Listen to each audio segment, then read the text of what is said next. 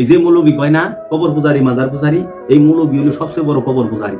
চায় দেখে ওর কোনাহানে একটা দাড়ি দুড়ির মুজ বড় নেই, এমন সুন্দর করে সচ্চা চুচ্চা আতর উতর মাইরে পাগড়ি টাগড়ি লাগায়া কোট টুট লাগায় চোখে সুরমা দিয়ে এমন সংসাইজা রয়েছে।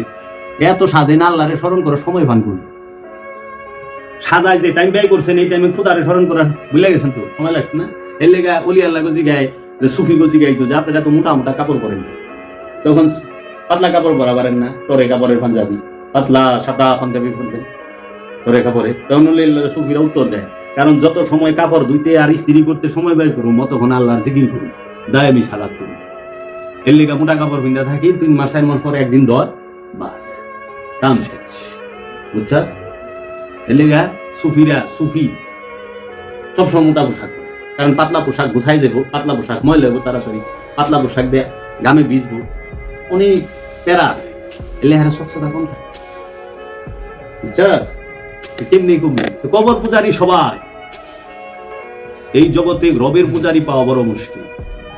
আর মানুষ কবরের পূজাটাই সবচেয়ে বেশি করে, সবচেয়ে বেশি করে।